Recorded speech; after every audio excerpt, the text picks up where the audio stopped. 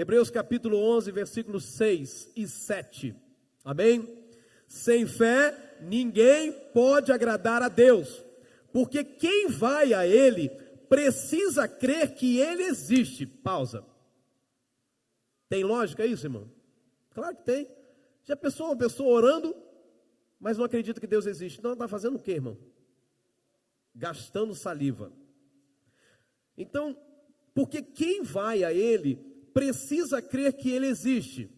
Continuando. E que recompensa os que procuram conhecê-lo melhor. Uau!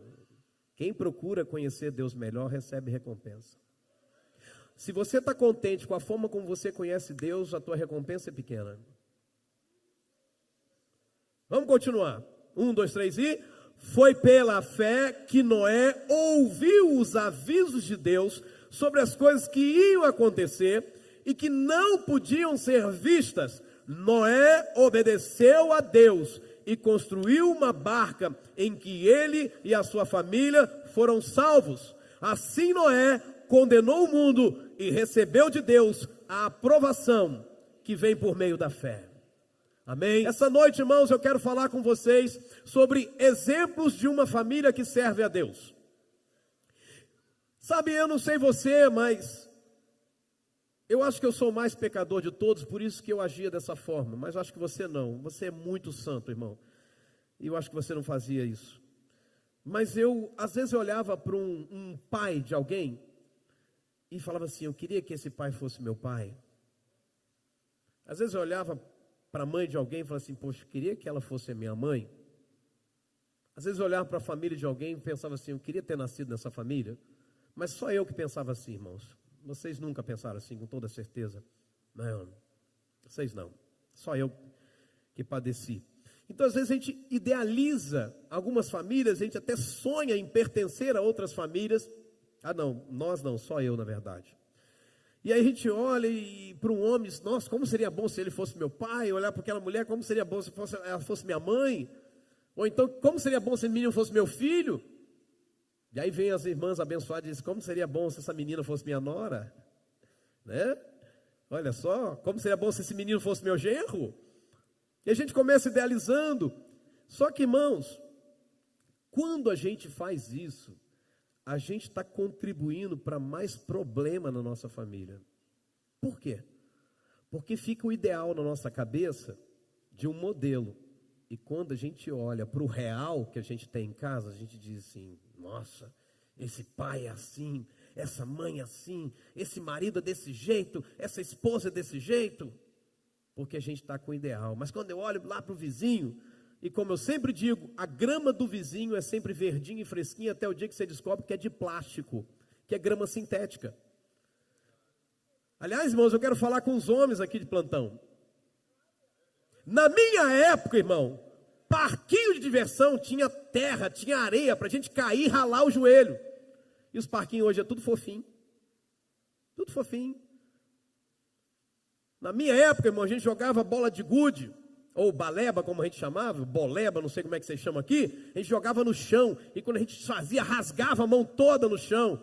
Mas as crianças de hoje estão jogando bola de gude no carpete. Tem pai e mãe, quando vê um filho arranhar o joelho, diz, meu Deus, irmão, deixa, irmão. Na minha época, mertiolate doía, ardia. A gente queria qualquer coisa, podia passar álcool 70, mas mertiolate não. Hoje o mertiolate não dói. Na minha época passava esse mertiolate e depois em seguida soprava. Que não adiantava nada, doía do mesmo jeito, soprando ou não soprando. Irmão, os homens precisam voltar. Outro dia eu fui cortar o cabelo aí, fazer uma barba, e o abençoado passou álcool e veio ligando o secador. Eu falei, para que secador? Não, para dar uma refrescada aqui. Que isso, rapaz? Eu sou macho, rapaz. Deixa arder esse negócio, rapaz. Que negócio é esse, secador, irmão? Não, tá ardendo. Passa álcool, pelo amor de Deus. Aí quando eu conto algumas coisas, o pessoal, pastor, você tem problema. Irmão, sabe o meu bigodinho feitinho? Não é feito um salão não, irmão. É feito pelo pastor Rodrigo com pinça. Eu arranco todos os fios para ficar certinho. Dói, irmão, mas eu arranco, irmão. Tá vendo aqui, ó? Tá vendo aqui no meio? Nasce cabelo, mas eu tiro tudinho, irmão. Fica limpinho, ó. Aí chego lá, nossa, como é que você faz isso? Na cera? Não, aqui é na pinça, um por um. De vez em quando a gente erra, pega 3 de vez. Irmão. Corre uma lágrima, mas na verdade é saudade. Não é verdade, irmãos? Então, irmãos,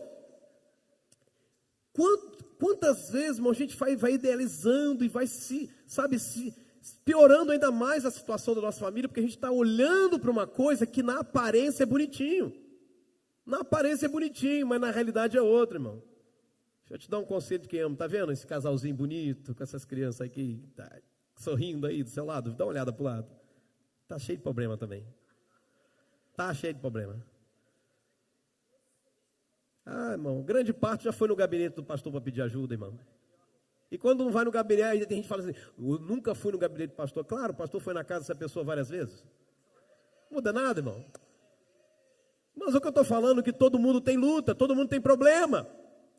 Mas, irmãos, qual é o propósito certo? Não é eu querer o marido da outra, a esposa do outro, o filho daquela família, o pai daquele garoto, o garoto daquele pai. Não, irmãos. O propósito é olhar o exemplo e copiar princípios. Diga comigo, copiar princípios. Me inspirar em exemplos. Então a gente vai para a Bíblia e olha a família de Noé. Não é uma família perfeita, é uma família com problema, mas tem exemplos para nós. Que exemplo, irmão, a gente pode aprender com a família de Noé para que a nossa família seja uma família ainda melhor diante de Deus? Olha só o que diz a Bíblia, vai estar aí na tela, Gênesis 5. Diz assim, quando Lameque tinha 182 anos, garotão, foi pai de um filho. E disse, o Senhor Deus amaldiçoou a terra e por isso o nosso trabalho é pesado. Pausa. Hoje ninguém fala isso, né, irmão? Hoje ninguém reclama que a vida está difícil, que o trabalho é pesado. Meu Deus, quanta luta para você educar um filho, para você ter uma família. Ninguém fala isso hoje, foi só na época de Lameque. Não. Agora veja o que ele diz. O filho dele está nascendo. E ele aponta para o menino e diz, mas este menino vai trazer descanso para nós. E Lameque pôs no filho o nome de Noé. O que está nesse texto aqui, irmão? Noé já nasce e a família dele já traz um princípio para nós. Primeiro princípio que nós aprendemos, primeiro exemplo da família de Noé: nunca perder a esperança. Diga isso comigo, nunca perder a esperança. Irmãos, o pai de Noé, Lameque, pegou o filho e ele profetizou sobre a vida do seu filho. E a profecia foi, Deus vai usar esse menino e vai nos dar esperança novamente. As coisas vão mudar. Deus vai fazer alguma coisa. Deus vai fazer algo especial. Lameque, ele enxerga os problemas do seu tempo, ele enxerga as dificuldades, mas ele acreditou o seguinte, que uma mudança seria possível. Às vezes a gente vê situações na nossa casa, nossa família, e não acredita em mudança. Não, eu conheço aí, essa mulher sempre foi assim. Esse garoto é problemático desse jeito aí, desde que nasceu. E esse cidadão aí, ó. Às vezes eu faço a pergunta, né? Mas irmã, desde quando seu marido é desse jeito assim que você está falando? Pastor, desde que a gente namorava, então... Não. Você está me falando isso 20 anos depois? Entende? A pergunta é, irmão, em que você tem acreditado quando fala da sua família? Que não tem jeito? Que não tem solução? Que nada vai mudar? Que não tem esperança de mudança? Segunda pergunta, no que você deixou de acreditar? Lameque não deixou de acreditar que Deus poderia trazer um tempo novo para a sua família. Lameque disse, eu estou cansado. Deus amaldiçoou essa terra. Desde Caim a coisa está complicada. Desde Adão. Mas Deus pode fazer algo novo. Diga isso comigo, Deus pode fazer algo novo. Deus pode fazer algo novo na minha família, na vida do meu esposo, da minha esposa, dos meus filhos, dos meus pais. Deus pode. Deus pode. Eu sempre digo, irmão, só não há solução para quem já está morto. Só não há solução para quem está morto. Irmãos, quantas pessoas chegam até nós e vão lançando, eu falei um pouco disso no domingo, o pessoal que só critica. Ih, cadê a irmã Celi? Está ali? Ih, Celi, Mael tem jeito não, Celi. Isso aí é a família dele, é todo mundo, é todo desse jeito. Esquece. Mael foi batizado em nome de Jesus. Mael está ao lado da sua esposa, sorridente. Sabe, meus irmãos, só não há solução para quem já está morto. Aí não tem mais o que fazer mesmo. Mas enquanto tem vida, tem esperança. Jó chega a um estado deplorável de dor física e emocional. Ele diz: onde estão as minhas forças para resistir? Por que viver se não há esperança? Veja, a esperança está diretamente ligada à motivação para viver. Quem perde a esperança aceita qualquer coisa na vida, se contenta com qualquer coisa. Quem perde a esperança de uma mudança, continua agindo do mesmo jeito. Quem perde a esperança de que Deus pode fazer algo novo, não busca também esse algo novo diante de Deus. Irmãos, não adianta a gente vir para o culto sem esperança. A gente precisa vir para o culto com esperança de que Deus pode curar, de que Deus pode mudar a nossa história, de que Deus pode abençoar a nossa família, de que se a gente convidar um ente querido nosso, ele vai vir, vai ouvir a palavra, Deus vai mudar a história dele. Irmãos, a igreja tem provado isso claramente. Quantas pessoas, irmãos, começa a caminhar, às vezes é um novo convertido, se desvia, sai do caminho do Senhor, sai da igreja, mas a igreja tem presenciado eles voltando, chorando, se arrependendo e falando: Jesus, eu quero voltar. Acredite, tenha fé, tenha esperança.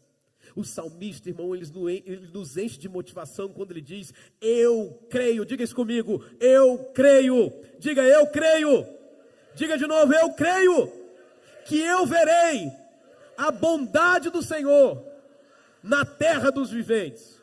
Pausa. Ele não está falando de uma bênção futura. Ele está falando: eu creio que eu vou ver Deus operando na minha vida. Eu creio que eu vou provar da bondade de Deus na minha casa. E ele diz em seguida: espera pelo Senhor. Diga: espera pelo Senhor. Tem bom ânimo. Fortifique-se o teu coração. Espera, pois, pelo Senhor. Pergunta que vale R$1 milhão. Para quem ele estava dizendo isso? Ah, foi para mim, pastor. Também, irmão, se quiser tomar posse, vai ser para você. Mas ele estava dizendo para a alma dele: minha alma, você quer me deixar desesperado, você quer me deixar doente, você quer me deixar confuso, mas fica quieta, espera pelo Senhor, tenha bom ânimo, se motive, se fortifique o teu coração, espera, pois, pelo Senhor. Por quê? Porque eu creio que eu vou ver a bondade de Deus. Me empresta a tua mão aí, me empresta a tua mão, me empresta a tua boca também. Vira para a pessoa que está do seu lado, diga para essa pessoa assim, ó: eu creio. Seja profeta e profetiza de Deus. Diga: eu creio que eu vou ver a bondade de Deus na sua vida. Eu creio que vou ver a bondade de Deus na sua casa. Eu creio que vou ver a bondade de Deus na sua família. Eu creio. Eu creio. Eu creio. Eu creio. Eu creio. Eu creio. Eu creio que eu vou ver transformação. Eu creio que eu vou ver milagre. Eu creio que eu vou ver salvação. Eu creio que eu vou ver pessoas voltando aos pés do Senhor, na minha casa, na sua casa. Deus está falando aqui, ó. Deus está falando que Deus vai salvar essa pessoa da sua casa aí que está presa à idolatria. Ele vai trazer aos pés dele. Essa é a pessoa que você está pensando que não tem mais jeito porque está presa no vício. Deus está trazendo essa pessoa. E essa pessoa vai ser viciada em Jesus. Você está preparado? Vai ser aquela pessoa que não quer sair da igreja, quer se envolver com tudo. Vai ser aquela pessoa que eu vou ser procurado por você dizendo: pastor, eu não aguento mais. Esse marido não quer sair da igreja, só vive na igreja. Agora ele não tem tempo para mim, só tem tempo para a igreja. Está reclamando de quê, mulher? Não dá para ter as duas coisas, irmã. Qual é o exemplo que a gente aprende com a família de Noé, que pode transformar a nossa família, que pode transformar a nossa vida numa família modelo de uma família que serve a Deus? Olha o que diz capítulo 5 de Gênesis. Depois que completou 500 anos de idade, Noé foi pai de 3 filhos, Sem, Cã e Jafé. Quando as pessoas começaram a se espalhar pela terra e tiveram filhas, os filhos de Deus viram que essas mulheres eram muito bonitas. Hoje em dia não é assim, né? Hoje em dia não é assim. Hoje em dia a gente nunca, irmão, graças a Deus, nunca acontece de um jovem sair da igreja atrás de uma menina bonita no mundo, não acontece. Nem de uma menina, irmã, bonita sair atrás de um menino feio no mundo, não acontece. Porque tem, irmãos aí, umas meninas que nem eu consigo entender. Nem Freud. A menina linda, bonita, bela, vai atrás de um chupa-cabra no mundo, irmão. Sujeito feio, sujeito que se veste mal, fala tudo errado. Masca chiclete porque tem dente podre. E está lá abençoada, lá, feliz da vida. Não dá para entender, irmão. Qual é a verdade que a gente aprende na família de Noé? Diga comigo, ensinar os valores de Deus aos filhos. Meus irmãos, o texto está dizendo que aquela época era uma época onde os valores estavam invertidos. Filhos de Deus procuravam as filhas dos homens e eram atraídos não pelo caráter, mas pela beleza física. E isso também acontece hoje. Pessoas que escolhem casar pela beleza física. Irmão, às vezes dá certo. Mas a estatística diz que dá mais errado que certo. Tipo assim, de cada 10 aviões que sobem, irmão, 8 caem. Tu pegaria esse voo? Eu não. Vai pelo caráter, irmão. Vai pelo caráter. Porque a aparência física hoje tem conserto, tá? Ainda mais, você vai, plástica. Entendeu? Mexe aqui, mexe ali, depois nem você conhece mais quem era. Dá uma recalchutada, entendeu? Troca os pneus, né? Levanta o sedã, compra um salto aqui, ó. Vai pelo caráter, irmão. Se vier com beleza, tu já está no lucro. Mas tem uma coisa que a Bíblia diz: se for de Deus, aí já muda tudo. Sabe por quê? Porque a Bíblia diz que o coração alegre formoseia o rosto. E aí tem um mistério.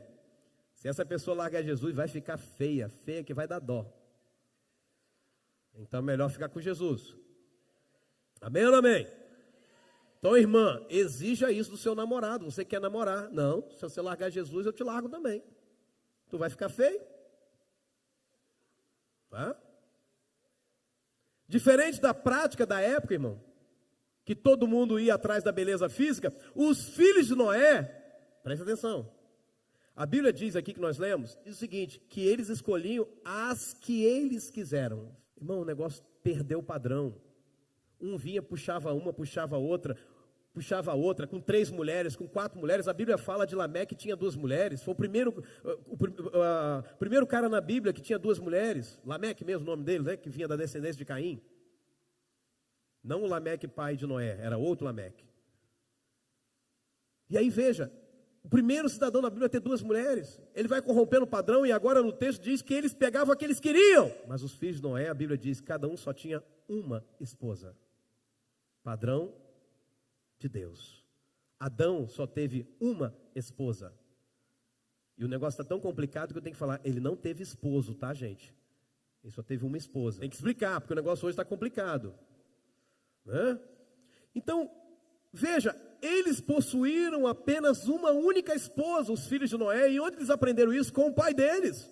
Eles foram na contramão do seu tempo, e eu pergunto aonde eles aprenderam isso? Certamente Noé ensinou esses valores aos seus filhos. Para olha, o mundo, cada um está pegando, né, a que quer. Mas vocês não, vocês são meus filhos. Eu sirvo a um Deus poderoso. Vocês só vão ter uma esposa.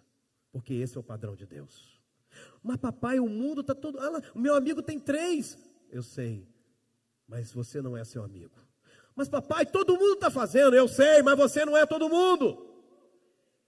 Fala para o teu vizinho, ei, você não é todo mundo. Aí fala para ele, então por que você quer ser igual a todo mundo? Porque você não é todo mundo. Se você fosse todo mundo, você podia ser igual a todo mundo, porque todo mundo é igual a todo mundo. Mas você não é todo mundo. Você é você. Em geral, irmão, a gente fica dizendo o seguinte, olha aqui para mim, ó.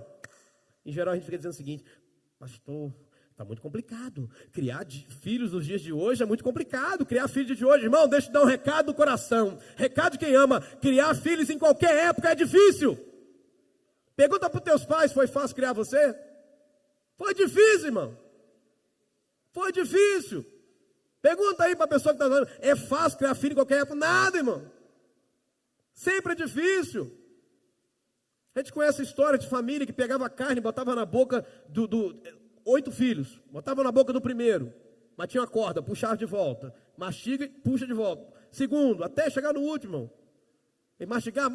Quando alguém tentava morder, batia. Solta, menino, tem que ser o irmão aqui do lado. Todas as épocas eram difíceis, irmão. Todas as épocas. Principalmente quando tinha um monte de filho. Geralmente era assim, o último sofria mais que todo mundo. Porque a mãe comprava uma muda de roupa para o primeiro. O primeiro usava, aquele negócio está tudo já esgaçado, já perdeu a cor, vai para o segundo, já usou mais ainda, vai para o terceiro. A minha mãe era uma bênção. Irmãos, vocês vão ver nas minhas fotos de criança, a mesma camisa que eu estou usando com 1 ano de idade, eu usei com 4 anos de idade. Como isso é possível? Mamãe desdobrou a ponta assim, ó. Soltou aqui embaixo, o negócio era dessa grossura, soltou, o negócio cresceu. Eu cansei de ir para a rua, que você vinha na rua, um amigo ia falar assim, e aí, Rodrigo? Eu falava, e aí? A barriga aparecia, porque a camisa era curta. Isso quando era o contrário, a camisa era grande demais, porque quem doou era muito maior, eu tinha 10 anos, eu tinha 5. Quantas vezes, irmão? Tênis para ir para a escola. Só podia entrar tênis preto, mas o que a gente ganhou era vermelho. Qual é a solução, irmão? Pinta. Pintava o tênis de vermelho, o de preto. Mas a ponta era amarela e não ficava bonito, então tinha que pintar a ponta de branco, pegar aquela tinta plástica e pintava, irmão. Quando você ia para a escola, o tênis você tinha que ir assim, de tanto peso que ficava de tinta. Não, você não sabe o que é pobreza, irmão. Mas eu quero dizer, você criar filho em qualquer época é difícil. Deixa eu te falar uma coisa, você sobreviveu, irmão. Seus filhos também vão sobreviver, deixa eu te dar essa boa notícia. Tem gente que ensina a criança a xingar. Tem gente que ensina a criança a mentir. Tem gente que ensina a criança a bater nos outros. E tem gente que ensina a criança a dançar. Hã? Calypso que diga. Deus está falando aí, ó. Tem gente que ensina a criança a jogar bola. Então por que não ensinar a criança a ler a Bíblia?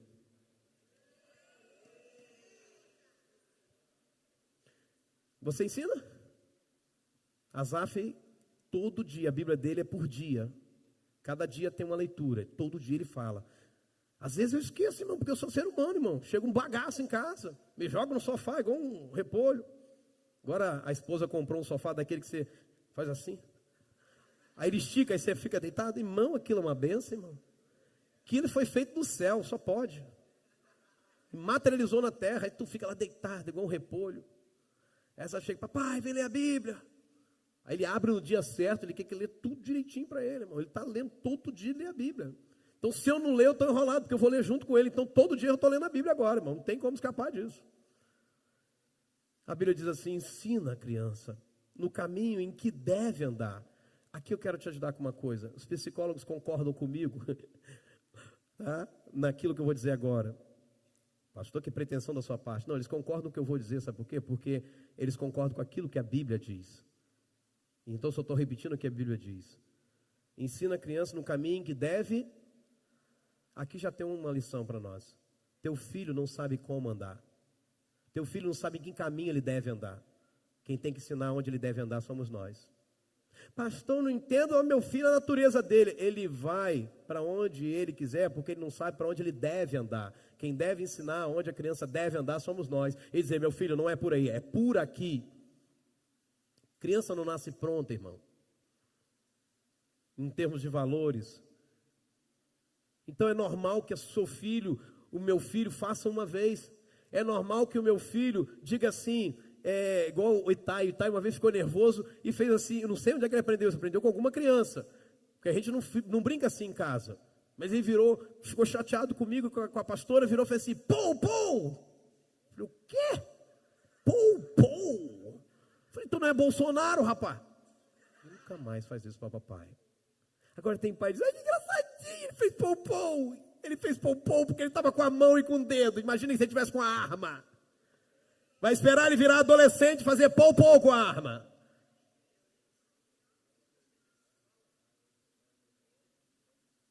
A Bíblia diz então que eu preciso ensinar a criança o caminho que ela deve andar, porque ela não sabe qual é o caminho que ela deve andar. E o caminho que ela anda é o que ela acha. Deixa eu te falar uma coisa, criança não tem vontade própria. A vontade do seu filho tem que ser a sua vontade. Que isso, pastor? Isso é autoritarismo, não é não, irmão? Porque toda tendência é para o mal. Desde Adão, a nossa tendência é se inclinar para o mal. É fazer coisa ruim, é acertar a cabeça de alguém. Tem pai e mãe que contam, nossa, meu filho ficou nervoso, pegou um brinquedo e pá na cabeça do coleguinha. E você fez o quê? Achei tão engraçadinho, olha só. Ele fica irritado. É o temperamento, pastor, temperamento ruim, puxou o avô. E o avô geralmente é o pai do pai, nunca é o pai da mãe. Que em geral é assim, né? Quando alguém quer comparar a gente com alguém ruim, compara sempre com a família do pai e da mãe. Aí eu lembrei daquela história que o pastor Ibe contou, né? O garotinho chegou, falou, mãe, virou para a mãe e falou, mãe, é verdade que a gente veio do macaco? Mãe, não, meu filho, que isso? Quem criou a gente foi Deus. Ô, mãe, mas o pai falou que a gente veio do macaco. E a mãe falou, ah, filho, peraí, a família do seu pai é outra história. Aí é outra coisa. Né? Então veja, a gente sempre compara desse jeito. Então a Bíblia diz que quando a criança crescer e for velho, ela não vai se desviar dele. Só que isso aqui, diga comigo, é um princípio. Se eu ensinar o caminho errado, quando crescer, ela não vai se desviar dele. A não ser que Jesus intervenha. Posso ouvir um amém? Qual é o exemplo que a gente vai aprender, irmão, com a família de Noé, que pode transformar a nossa família numa família modelo de serviço a Deus? Olha o que diz Gênesis capítulo 6. Esta é a história de Noé. Ele foi pai de 3 filhos, Sem, Cã e Jafé. Noé era um homem direito e sempre obedecia a Deus. O Eliseu falou isso agora há pouco. E sempre obedecia a Deus.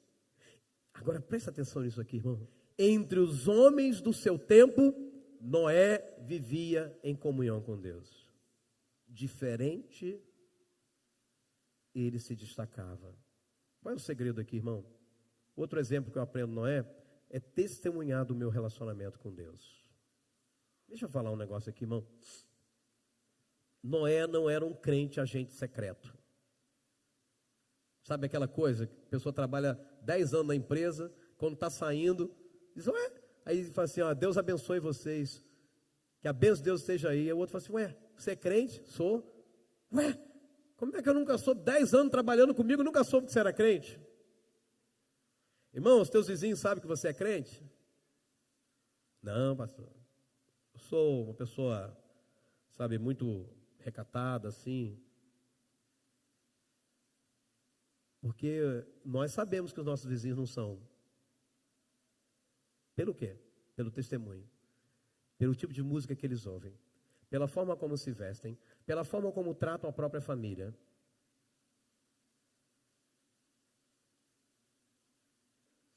Os seus amigos da pelada sabiam muito bem que Noé era crente. Estou aqui contextualizando para você entender. Os amigos da pelada sabiam quem era Noé. Noé não tinha vergonha de assumir que andava com Deus diante de seus vizinhos, diante de seus amigos. Noé era amigo de Deus. Noé tinha comunhão com Deus, Noé tinha um relacionamento com Deus. Coragem para testemunhar era o que havia na vida de Noé. Diz a Bíblia assim, Jesus falou, Jesus disse ainda, eu digo a vocês que se alguém afirmar publicamente que é meu, então o Filho do Homem também afirmará diante dos anjos de Deus que essa pessoa é dele. Jesus disse ainda, eu digo a vocês que se alguém afirmar publicamente que é meu, então o Filho do Homem também afirmará diante dos anjos de Deus que essa pessoa é dele. Mas aquele que disser publicamente que não é meu, o Filho do Homem também dirá diante dos anjos de Deus que essa pessoa não é dele. Do que Jesus está falando, irmão? Jesus está falando que alguém ia chegar diante do povo e falar assim, ei, eu não sou de Jesus não, hein? Ele não está falando. Dizer que não é de Jesus não é dizer com palavras, é dizer com atitudes. Quem com atitudes declara que não é de Deus, Jesus está falando, também não tem compromisso com essa pessoa não. Eu também negarei essa pessoa diante dos anjos de Deus. Olha só, irmãos. Por isso que nessa igreja eu faço apelo público. Eu convido você a vir à frente. Eu convido você a tomar uma posição diante de Jesus. Eu convido você a se colocar diante de Deus, como eu também tomo essa posição diante do Senhor. Eu sempre digo que eu sou o primeiro a vir para frente, porque eu já estou aqui. Sou o primeiro a responder o apelo. E por que eu tenho que vir à frente, pastor? Isso me faz lembrar da história de um diácono, numa grande conferência, 3 dias de conferência, está lá o pastor pregando. Aqueles que quiserem, na hora do apelo, aqueles que quiserem aceitar Jesus, por favor, venham até aqui à frente. Aí um homem sentado no banco, o diácono chegou perto dele e falou, o senhor não quer aceitar Jesus? Aí o homem falou assim, eu quero, mas pode ser aqui no banco não? Aí o diácono falou, não, só lá na frente. Aí o homem ficou, segundo dia de conferência, segunda noite, está o homem lá de novo. Agora a pregação foi muito poderosa, o homem está muito quebrantado, está chorando. E aí o diácono chega perto dele e falou, o senhor não quer aceitar Jesus não? Ele falou, eu quero aceitar, mas não posso aceitar aqui na cadeira não. Não, só lá na frente. Terceira e última noite, pastor pregando, palavra poderosa. O homem está lá aos prantos, totalmente quebrantado. O diácono chega perto dele e fala, e aí, o senhor quer aceitar Jesus? Eu quero aceitar Jesus, eu vou lá na frente. Ele falou, não, pode aceitar aí mesmo. Porque a questão era o orgulho. O orgulho estava impedindo aquele homem de sair daquela cadeira e ir lá para frente. Quando o orgulho foi quebrado, o diácono falou, agora já pode aceitar aí mesmo. Já está arrependido mesmo. Por isso que a gente faz o apelo público, irmão. Para que a gente diga para o nosso sistema, diga para a nossa alma, eu entreguei a vida para Jesus. É de verdade a minha decisão. Eu saí do meu lugar e andei com as minhas próprias pernas. Ninguém me empurrou. Eu fui até lá na frente, porque eu quero Jesus. Essa geração, irmãos, é uma geração onde as pessoas fazem questão, presta atenção nisso, irmão. Essa geração é uma geração onde as pessoas fazem questão de que a gente saiba no que elas acreditam. Então, 2 meninas se beijam dentro da escola dizendo o seguinte, eu acredito que isso aqui está certo. Então alguém vai para a sua rede social, posta a maior imundícia e diz, eu acredito nisso. Alguém vai lá, xinga Deus na rede social e diz, é assim que eu penso. Então essa geração é uma geração que faz questão que a gente saiba o que eles pensam e no que eles acreditam. E por que a gente não está fazendo a mesma coisa? Por que a gente não está fazendo questão que as pessoas saibam naquilo que a gente acredita? Tem artistas se pronunciando contra candidatos a presidente. Mulheres contra Bolsonaro. Artista. É muito fácil.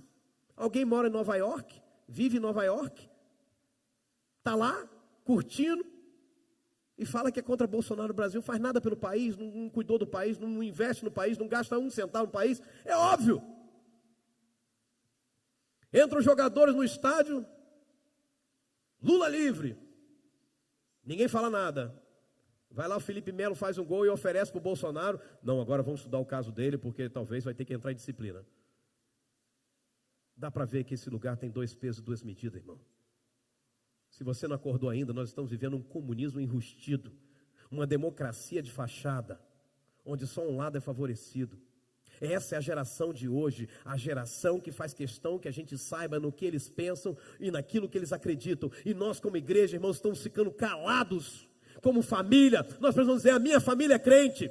Sabe o que está acontecendo com a igreja? Os ímpios fazem festa de aniversário, eles botam pocando o som mais imundo, a bebida mais forte. E aí os crentes, quando querem fazer festa de aniversário, o que faz? Não vão botar só música de crente não, né? Não vão fazer oração não, porque tem pessoas de fora, né? Vamos respeitar, porque tem gente aqui que não é crente. Qual é, meu irmão? Qual é? Que igreja é essa? Que crentes são esses? Se é da minha casa, se o aniversário é meu, se é do meu filho, vai ser do meu jeito. Ninguém vai mandar na minha casa. Então a gente está deixando as pessoas trazerem o que elas pensam e como elas acham, e a gente vai mudando, enquanto elas querem dobrar. É o contrário, irmão. É sal que salga a terra, é luz que ilumina o mundo, e não o contrário. Aí eu estou vendo isso, irmãos. Eu sou chamado assim, para ir em alguns aniversários de crente aí, irmão. Eu fico só esperando a hora da oração. Porque eu não vou para a tua casa para comer, irmão.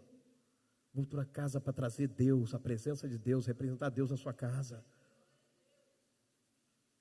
A Bíblia diz, quer comais, quer bebais, ou façais qualquer outra coisa, fazei tudo para a glória de Deus. Deus precisa ser glorificado, irmão. Aniversário tem que ter oração. Aniversário tem que ter mesmo. E se duvidar, faz até vigília no aniversário, irmão. Começa a orar e não para mais. Vai que o Espírito toma alguém, deixa o menino rodar. É uma geração terrível, irmão. Um dia fui pregar numa igreja. Estou eu lá, vamos na lama, o carro patinando, jogando a traseira para lá e para cá. E cai no buraco, e chuva, lama, o carro ficou imundiço que só. Falei, meu Deus, como é que eu vou sair daqui? Quase que atolamos e passa no buraco. Uma luta. Chegamos no culto. Igreja lotada. Falei, meu Deus, isso aqui é um avivamento no meio do interior. E está lá a bandinha, com todo respeito, mas a bandinha tocando. Na guitarra. Eu já cheguei atrasado, cheguei lá, era 8 e pouca, e vai guitarra. E lá vai. Eu estou lá, tranquilo, o povo aqui não está preocupado com hora, eu também não estou. Eu vim para pregar. Depois da 4ª música, veio um abençoado que me convidou. Aí eu fui. Sim, querido. Então, pastor, aqui, tem como você encurtar a mensagem? Falei, não entendi. Aí eu fiz aquela João Bobo, né? Não entendi. Não, assim, curtar, pastor, porque os meninos amanhã têm que fazer prova para o Enem, e aí se o senhor puder pregar assim rapidinho, pregar rapidinho. Não entendi, irmão. Não, pastor, sim, você pega a mensagem, então você prega, pode ser? Tá bom, legal. Depois de mais 2 músicas depois dessa conversa. Beleza, Deus deu agora microfone, pastor. Agora é comigo. Já cheguei falando, irmão, Deus abençoe vocês, pai do seu irmão. Chegando aqui, quase nós ficamos na lama, irmão, atolando. Está chovendo muito, irmão, glorifica a Deus que você veio. Agora deixa eu falar uma coisa, irmão. Aquele irmão ali me chamou no canto e falou que eu teria que encurtar o sermão, que vocês vão fazer prova amanhã para o Enem. Então deixa eu logo avisar para vocês o seguinte: ninguém vai embora. Se quiser ir embora, pode ir embora agora. O problema é seu, não estou preocupado com isso. Tem igreja que eu só prego uma vez, eu acho que essa aqui é uma delas. Então deixa eu falar para você, eu vim para cá, irmão, e outra coisa, se você quiser sair, você não vai sair também não, porque eu atravessei meu carro lá atrás, na frente de um monte de carro lá, ninguém vai sair. Está tudo agarrado lá no meio da lama, tá bom? Então, deixa eu falar uma coisa, vou pregar tudo que Deus colocou no meu coração, amém? Amém, amém? Então tá bom, vou pregar o tempo que Deus colocou no meu coração, tá bom, querido? Amém? Isso aí, fica com essa cara de bobo mesmo. Fui lá e preguei. E saí de lá depois que eu preguei o sermão todo, 1h10 de pregação, muita gente à frente chorando, pronto. Agora estou pronto para ir embora. Não é, irmão? Não é, irmão? Sujeito sem noção, irmão. Sabe o que eu passei? Deixei minha família em casa. Deixei gente que precisa de mim aqui na igreja para ir lá pregar. E o sujeito me disse para encurtar o sermão. Nunca mais me chamou, mas está tudo bem. Pelo menos eu preguei.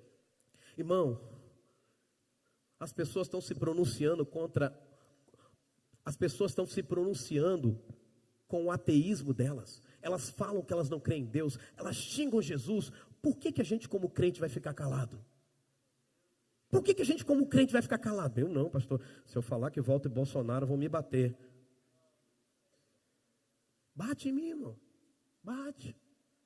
Fiz Kung Fu. Tem 20 anos, mas eu fiz. É igual aquela pessoa assim, sabe dirigir? Não, mas eu tenho carteira. Eu tenho carteira. Por que a gente vai deixar de se pronunciar contra a nossa fé, irmão? Paulo diz, eu sei em quem tenho crido. Eu estou bem certo que Ele é poderoso para guardar o meu tesouro até aquele dia. A minha família é de crente, é assim que a gente faz aqui em casa. Aqui a gente ora, aqui a gente lê a Bíblia, aqui a gente consagra o alimento. É assim que a gente faz. Só as outras famílias vão se adaptar a nós. Deixa eu te falar uma coisa, irmão. Você nunca teve oportunidades, talvez até teve, mas você nunca teve, talvez até teve, talvez não, mas enfim. Você sabe que você está diante de um muçulmano, irmão? O muçulmano está no hotel, está te atendendo, dá um horário de oração. Ele pega o tapetinho dele, pede licença, com licença, pega o tapetinho, desenrola o tapetinho, ajoelha na direção de Meca e começa a adorar lá. Por quê? Porque ele está fazendo questão que a gente saiba o que ele pensa e como ele acredita. Vocês estão entendendo isso, amém? Irmão, qual é o exemplo que a gente aprende com a família de Noé, que pode transformar a nossa família numa família modelo de quem serve a Deus? Quarta coisa, mas antes eu quero ler o texto. Gênesis 6, 13 a 15, diz assim: Deus disse a Noé: eu resolvi acabar com todos os seres humanos, e os destruirei completamente, destruirei também a terra, pois está cheia de violência. Pegue madeira boa, construa para você uma grande barca, faça divisões nela, tape todos os buracos com piche, por dentro e por fora. As medidas serão as seguintes: 133 metros de comprimento, por 22 de largura e por 13 de altura. Deus dá os detalhes. Alguém fala assim: pastor, mas Deus cruel, vai matar todo mundo. Ele criou. Mas isso aí não pode, ele criou e vai matar. Fugiu do propósito. Mas pastor, isso está errado. Mas um dia eles iam morrer mesmo. Deus só antecipou o horário, irmão. Se tivesse andado com Deus, ia morrer e ia ficar com Deus do mesmo jeito. Irmão, não é como você morre, é com quem você está quando você morre. Morreu de acidente, coitado, irmão, está com Jesus? Coitado de quem ficou. Se deixou dívida, então, misericórdia. Já está entendendo isso? Amém ou não amém? O que é isso aqui, irmão? Deus falou para ele fazer uma barca para proteger a família dele. Agora, tente imaginar comigo se Noé fosse um dos pais que a gente vê pelo mundo afora. Não nessa igreja, graças a Deus. O pai responsável falou assim: meu filho, instrua teu filho. Noé, José, Antônio, Ismael, Rodrigo, eu escolhi você. Trabalhe para salvar sua família, Rodrigo, porque eu vou destruir a terra, porque Jesus está voltando. Tá bom, Deus, relax, deixa comigo. E aí eu não faço nada. O que é isso, pastor? Eu preciso aprender com Noé a lutar pela minha família. Noé levou 120 anos para construir a arca. Imagine isso, irmão, 120 anos construindo, 120 anos trabalhando. Imagina isso. Deus vai destruir, mas não é bem assim não. Vai dar tempo de eu comprar meu carro conversível, teto solar? Não é bem assim não. Irmão, Jesus está voltando, irmão. E o que a gente tem que fazer, a gente tem que fazer logo, pela nossa família. Sabe, querido, imagina o esforço, não é? Trabalho, esforço para ver a arca pronta, para quê? Para salvar a família dele. Deus falou: vai vir chuva, prepara a arca. Como disse Eliseu aqui, alguns estudiosos confirmam isso, o lugar que ele estava nem rio tinha. Mas ele decidiu crer em Deus e decidiu obedecer e fazer aquilo que Deus direcionou para ele. Noé levou 120 anos para construir a arca. Pergunta que vale R$1 milhão. Quanto tempo você tem trabalhado pela salvação da sua família? Não, ano passado eu orei aí nos 40 dias aí, mas depois eu orei mais não. Desistiu já, irmão? Noé levou 120 anos. Quanto tempo você tem trabalhado? Ah, pastor, porque você não conhece o marido que eu tenho. É claro, foi você que casou com ele, não fui eu. Quem mandou? Escolheu foi você. O dedo foi seu na hora de apontar. Não foi o pastor que escolheu.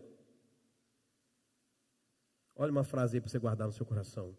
Milagre, diga comigo, milagre se dá no sobrenatural. Enquanto não acabarmos, diga, enquanto não acabarmos as possibilidades do natural, não há milagre. Isso aqui é uma frase que eu arrumei para dizer para você o seguinte: o que você tem que fazer, você tem que fazer, porque o que Deus tem que fazer, só Deus pode fazer. Deus não vai fazer o que você tem que fazer. Perdoar é com quem? Oh Deus, me ajuda a perdoar. Deus falou: eu já mandei você perdoar, eu não vou te ajudar, eu te mandei perdoar. Amar, não, se você nasceu de novo, o amor de Deus já está no teu coração. Deus mandou você amar, irmão, se vira e ama. Você está entendendo, irmão? Deus não vai jejuar por mim, Deus não vai jejuar por você. É você que tem que jejuar pelo seu marido, é você que tem que jejuar pela esposa, é você que tem que jejuar pelo filho, é você que tem que pagar preço pela sua mãe, pelo seu pai, pelo seu familiar. Olha só, 1 Samuel capítulo 1, tinha uma mulher que não tinha filho, Ana o nome dela. A rival dela, olha, Penina, sua rival, provocava e humilhava Ana, porque o Senhor não permitia que ela tivesse filhos. E isso acontecia ano após ano. Sempre que iam ao santuário do Senhor, Penina irritava tanto a Ana, que ela ficava só chorando e não comia nada. O que Ana fez? Ana sabia que algo ela podia fazer. O que ela fez? Ela foi aos pés do Senhor, ela se quebrantou, ela se humilhou. Ela só parou de orar quando ela segurou o bebê nos braços. E deixa eu te falar uma coisa, irmão. Quando você ora, as circunstâncias mudam. E na maioria das vezes muda para pior. Sabia disso? Por quê? Porque Deus está arrumando o cenário. Você já tentou arrumar seu quarto? Já mudou de casa? Já tentou arrumar a casa? Irmão, no início... Vou usar um exemplo mais clássico aqui. Eu sei que as irmãs não gostam, mas eu tenho que falar, irmão. Está aqui escrito o sermão. Mentira, não está escrito não. Escrevi isso não. Vê aqui na hora. Já viu mulher quando vai para o salão no sábado? Irmão, fica uma bagunça no início. É uns cabelos assim, uns negócios enrolados e tal. Tem umas abençoadas que eu não sei o que ela tem na cabeça, que ela sai na rua com um negócio assim, aqueles papel de alumínio colado no cabelo. Irmão, o que é isso? Eu fico assustado quando eu vejo essas coisas. Eu falo, o que é isso? Será que ela está vendendo salgadinho? Ou será que é igual a medusa? Será que é a cabeça de uma cobra que está ali embaixo? Tem umas irmãs que saem assim na rua, irmão, não faz isso não sai perto de mim assim não, irmã, por favor. Mas quando a mulher vai para o salão, dá uma desarrumada primeiro, mas depois que sai de lá, irmão. Eu lembro daquela irmã que cantava como uma deusa. Ela sai que nem uma deusa, irmã. Não é da época dos meninos aqui, não. Década de 80 que eu estou falando para vocês. Aí ela sai toda que nem uma deusa. Uau! Feliz é o homem que leva a sua esposa para o salão no sábado de manhã. À noite é só alegria. R$50, pastor Cris ensinou, dá os R$50. R$30 é para fazer só a unha, irmão. Dá 100 para a progressiva lá. A progressiva está quanto hoje? Nisa, está quanto lá a progressiva, Nisa? Vai variando, depende do tamanho do cabelo, né? Se for assim igual o meu cabelo, é muito caro. Você está entendendo? Amém? É claro que a gente precisa pedir ajuda para lutar pela família, mas quem tem que lutar é a gente, irmão. O primeiro interessado é você. Fala para o teu vizinho, o primeiro interessado em lutar pela sua família é você mesmo. Essa geração de hoje, irmão, eu tenho que vigiar a hora aqui. Essa geração de hoje é uma geração complicada. Parece que a gente tem que empurrar uma pessoa para ir para o médico. Ué, se a pessoa está doente, quem tem que procurar um médico é quem está doente. Aí fica o outro, não, você tem que ir. Não, vou te levar na força. Entra aqui no carro comigo que eu vou te levar. Não, não quero ir não. É igual as pessoas vêm para a igreja, quer que o pastor... Não, vem cá, você tem que orar pela sua esposa, você tem que orar pelo seu marido, você tem que orar pelos seus filhos. Não, você que é o primeiro interessado. Qual é o exemplo que a gente aprende aqui, irmão? Com Noé, com a família de Noé, que vai transformar a nossa família. Deus falou com Noé, Gênesis 6, 17, 18. Eu vou mandar um dilúvio para cobrir a terra, presta atenção nisso, a fim de destruir tudo que tem vida. Tudo que há na terra morrerá, mas com você... Deus falou com Noé, com você eu vou fazer uma aliança. Portanto, entre na barca e leve com você a sua mulher, os seus filhos e as suas noras. O que é isso aqui, irmão? A aliança de Deus era com quem? Com Noé. Deus ia proteger quem? Noé. Mas Deus falou, pode levar a tua família. O que Deus está falando no coração de Noé?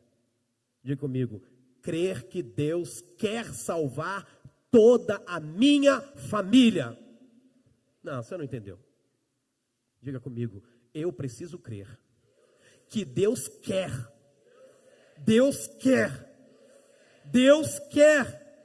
salvar toda a minha família.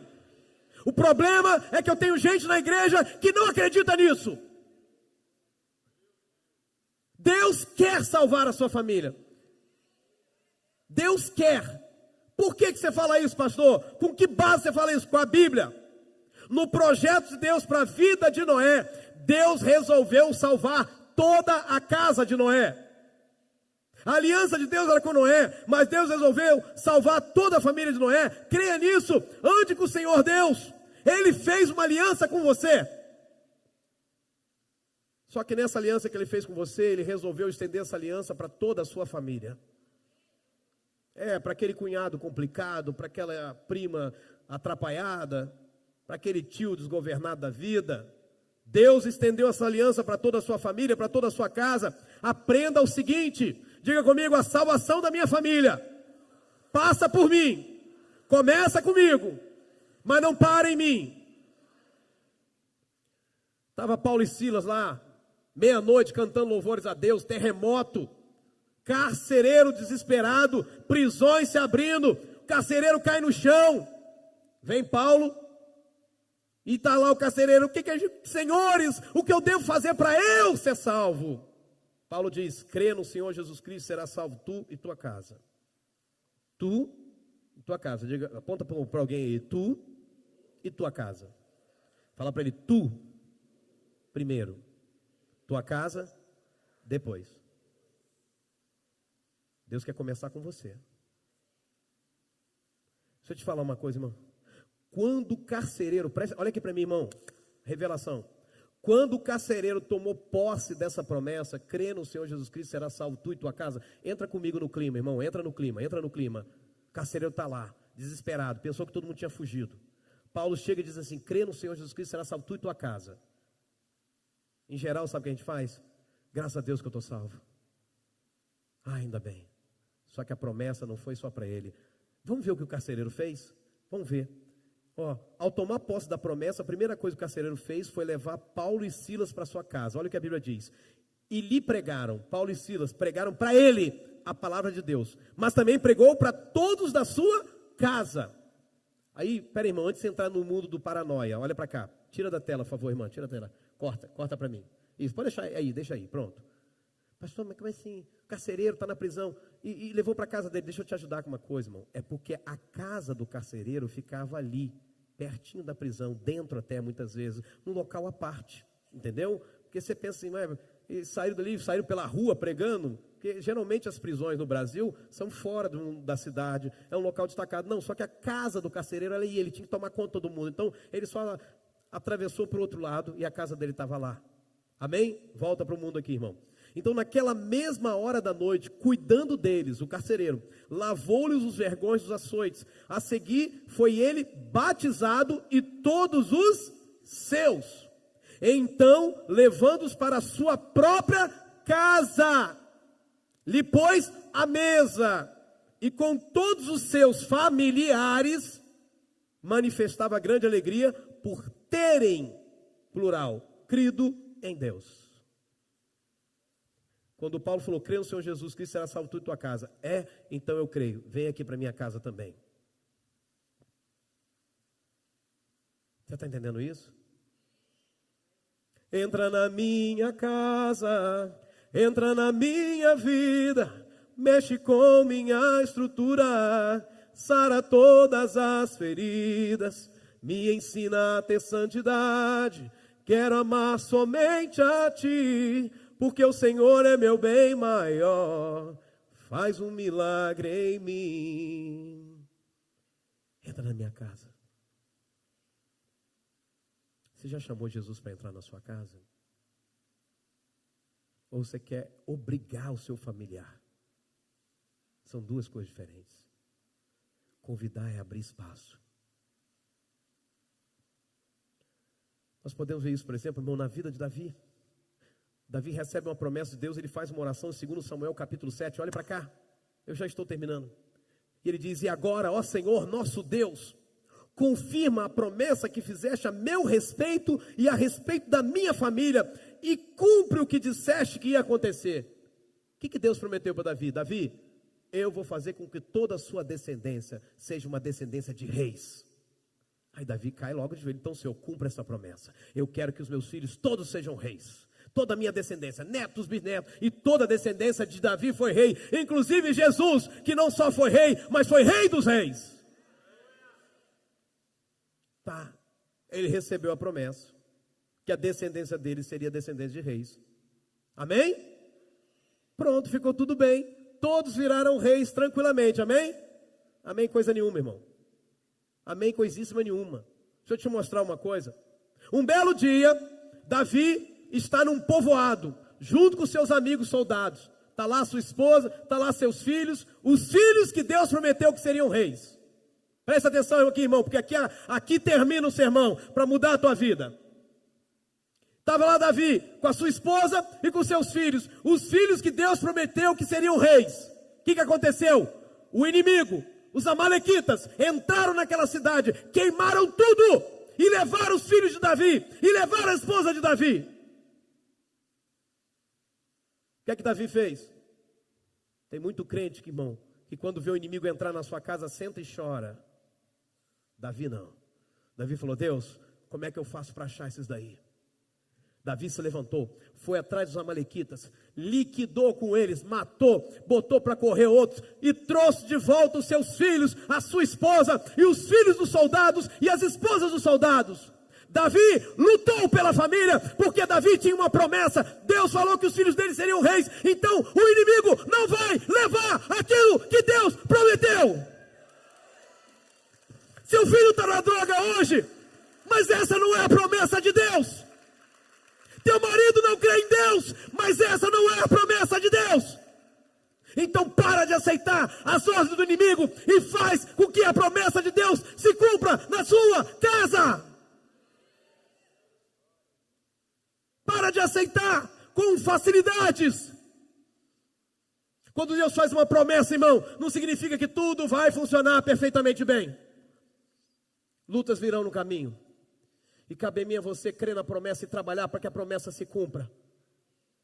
Quem crê, diga comigo, quem crê, vive. Diga, a Bíblia diz que o justo de Deus vive pela fé. Ele pega a vida dele e adapta a fé que ele tem. Davi adaptou a vida dele à fé que ele tem. Ele lutou para salvar a família dele. Diz assim Davi salvou tudo quanto tinham tomado os amalequitas. Não, leia comigo, 1, 2, 3 e...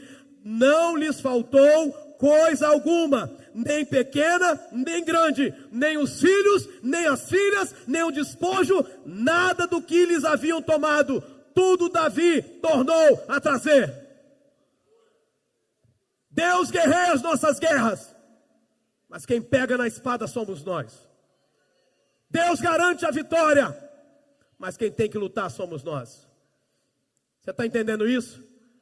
O que é e quem é da sua família que ainda está na mão do inimigo?